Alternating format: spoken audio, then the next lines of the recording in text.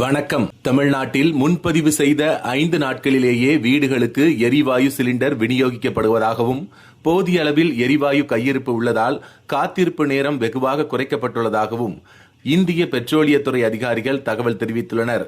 இதனால் சிலிண்டர் தட்டுப்பாடு என்கிற வதந்திகளை பொதுமக்கள் நம்ப வேண்டாம் என்றும் தெரிவித்துள்ளனர்.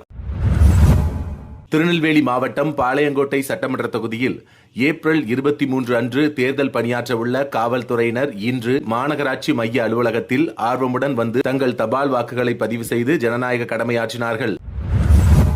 திருநெல்வேலி மாவட்டம் களக்காடு காவல் நிலைய சரகத்திற்குட்பட்ட பகுதியில் சட்டவிரோதமாக மது பாட்டில்களை விற்பனை செய்வதற்காக பதுக்கி வைத்திருந்த சிங்கிகுளத்தை சேர்ந்த சண்முகசுந்தரம் என்பவர் இன்று கைது செய்யப்பட்டார். வரும் ஏப்ரல் 23ஆம் தேதி தமிழ்நாட்டில் நடைபெறவுள்ள சட்டமன்ற தேர்தலில் வாக்களிக்க வாக்காளர் அடையாள அட்டை தவிர 12 அங்கீகரிக்கப்பட்ட மாற்று அடையாள ஆவணங்களை பயன்படுத்தலாம் என்று தேர்தல் ஆணையம் தகவல் வெளியிட்டுள்ளது.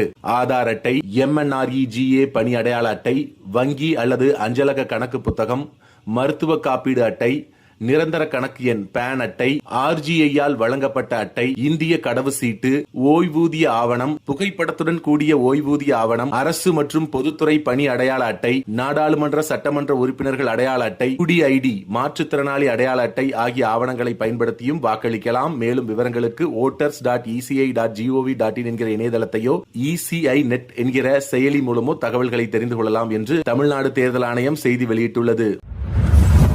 இந்தியா முழுவதும் கடுமையான வெப்ப அலை வீசக்கூடும் என இந்திய வானிலை ஆய்வுத்துறை எச்சரித்துள்ளது.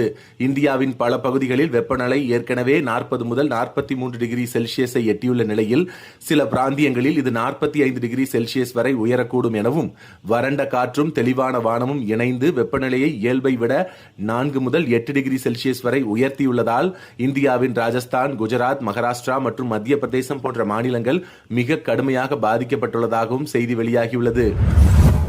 இந்தியாவில் நடைபெற்று வரும் சட்டமன்ற தேர்தல்களை முன்னிட்டும், தமிழ்நாட்டில் வரும் ஏப்ரல் 23ஆம் தேதி நடைபெறவுள்ள சட்டமன்ற தேர்தலை முன்னிட்டும் சமூக வலைதளங்களில் பகிரப்படும் தவறான மற்றும் சட்டவிரோதமான தகவல்களை தடுக்க இந்திய தேர்தல் ஆணையம் அதிரடி நடவடிக்கைகளை எடுத்து வருகிறது.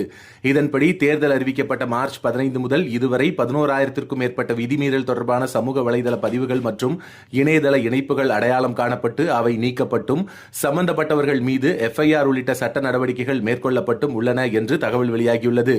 மேலும் செயற்கை நுண்ணறிவு AI மூலம் உருவாக்கப்பட்டுள்ள தவறான அல்லது திரிக்கப்பட்ட பதிவுகள் குறித்து புகார் அளிக்கப்பட்ட 3 மணி நேரத்திற்குள் நடவடிக்கை எடுக்க வேண்டும் என சமூக வலைதள நிறுவனங்களுக்கு தேர்தல் ஆணையம் உத்தரவிட்டுள்ளது. மேலும் C-Vigil செயலி மூலம் இதுவரை பெறப்பட்ட சுமார் 3,23,000